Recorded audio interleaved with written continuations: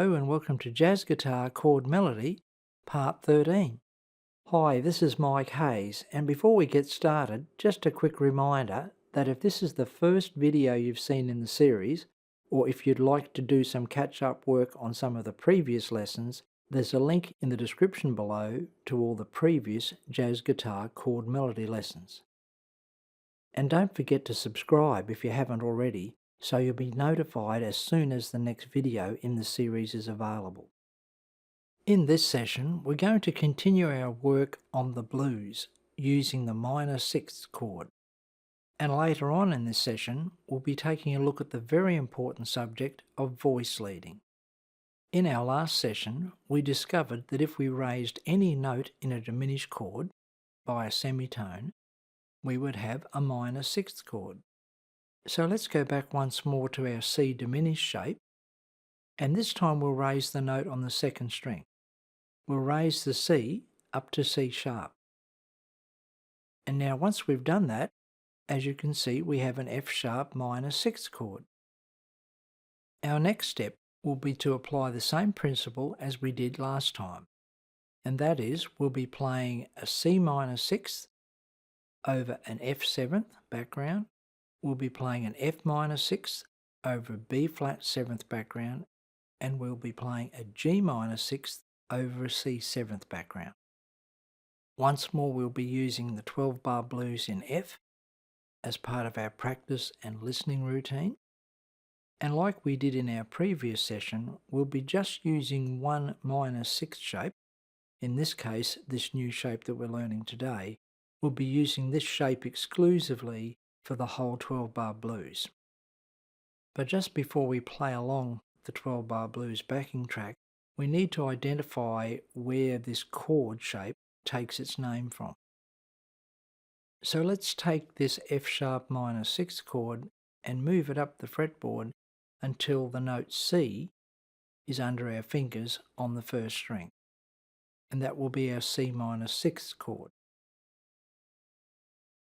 Next, we'll move it right down so that the note F is on the first string under our fingers. Now this one's a little bit hard to visualize because in actuality the fourth string is now open. If you just for a moment went back to the F sharp minor sixth chord and move it back one fret, you'll see the F minor sixth chord shape that we're looking for. And now let's move that minor sixth shape again. This time we want the note G to be on the first string under our fingers. Right then, we're ready to go. Our first practice session will be the 12-bar blues, and this time we're only playing the C minor sixth chord, the new shape we've just learnt. We're playing that every time F7 occurs in the 12-bar blues. So that's bar 1, bar 3, bar 4, bar 7 and bar 11. Here we go.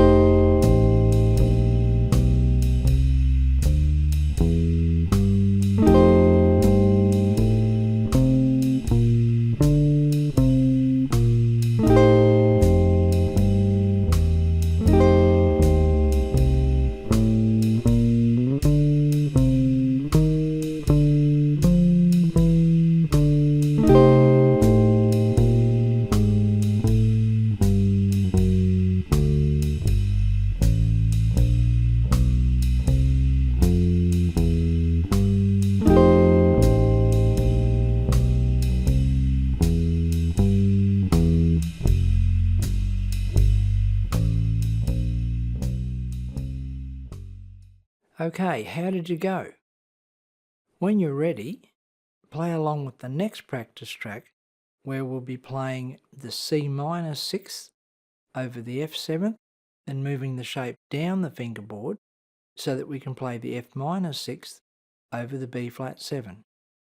Here we go.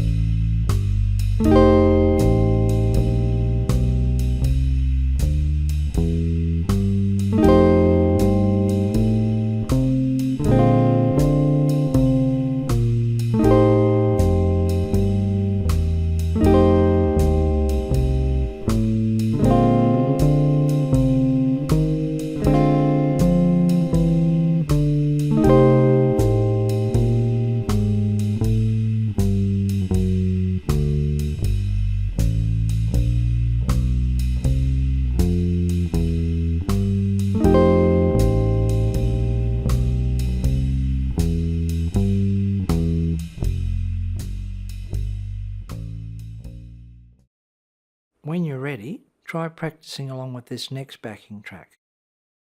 We're going to play C minor 6 over the F7, F minor 6 over the B flat 7, and G minor 6 over the C7. And so just keep in mind we're restricting ourselves to this 1 minor 6 shape for the present, and we won't be playing any chords in bars 8 and 9. Here we go.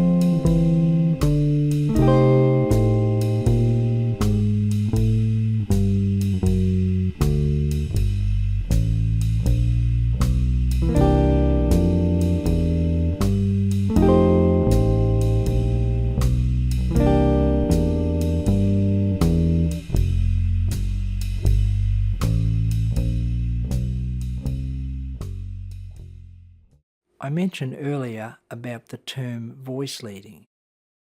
And voice leading is a technique in which the different notes of a chord are treated as distinct voices.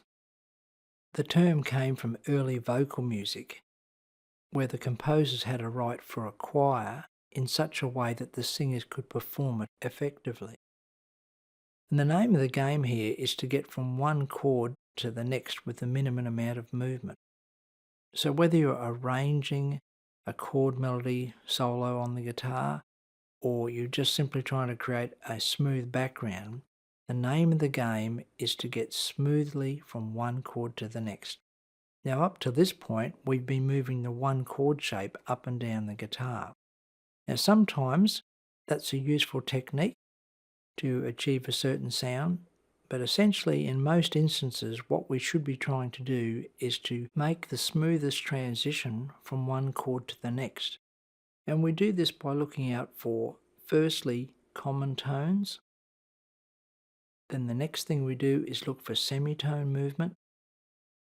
And then thirdly, possibility of notes moving up or down alphabetically from one chord to the next. And now we're going to use this voice leading principle as a way of helping us combine the minor 6 shapes that we learnt in the previous session and the ones that we learnt in this session to provide a smooth background for our 12-bar blues. So the important thing here is to always be aware of the notes that are under your fingers when you're playing a chord. Let's take a look at the C minor 6 chord, the one that's played down at the 1st fret. We have the note G on the 1st string, C on the 2nd string, A on the 3rd string, and E flat on the 4th string. Now, treating that C minor 6 as our starting point, what we do is we have a look at the notes in an F minor 6 chord, and we firstly look to see if there's a common note between the F minor 6 chord and the C minor 6. And of course there is. There's the note C. Now you can see I've put the F minor 6 shape that I would use to connect to the C minor 6 chord. I've put both of these on the screen so we can compare the notes under our fingers. Okay, let's take a moment to study the voice leading principles at work under our fingers. Let's have a look firstly to see if there's any common tones between the two chord shapes. Yes, there's a C on the 2nd string with both chord shapes. Next we're going to look for semitone movement. And here we can see that the A at the 2nd fret on the 3rd string in the C minor 6th chord moves down to A flat at the 1st fret on the 3rd string in the F minor shape. Next you'll notice the E flat at the 1st fret on string 4 moves down to the open D string in the F minor 6 shape. And lastly we have stepwise or alphabetical movement on the 1st string with the G note at the 3rd fret in the C minor 6 shape moving down to F at the 1st fret in the F minor 6 shape. And now let's compare the voice leading principles at work again with the G minor 6 chord shape, and we've put him on the screen there, and we're going to have a look at what happens when the G minor 6 moves to the C minor 6. And this occurs of course at bar 10 and bar 11 of the blues. We have a G minor 6 in bar 10 moving to a C minor 6 in bar 11. So firstly, at the 3rd fret on the 1st string, we have common tones between the G minor 6 and the C minor 6. On the 3rd string we have B flat in the G minor 6 going back a semitone to the A note at the 2nd fret on the 3rd string in the C minor 6. At the 2nd fret on string 4 we have an E in the G minor 6 shape moving back to E flat at the 1st fret on the 4th string in the C minor 6. And lastly we have stepwise movement with the D at the 3rd fret on the 2nd string in the G minor 6 moving back to the C at the 1st fret in the C minor sixth. Okay, time to go back to the blues, and we're going to try out this new voice leading idea. The chord shapes will appear on the screen as the blues progresses, just so you can check which chord shapes we're using.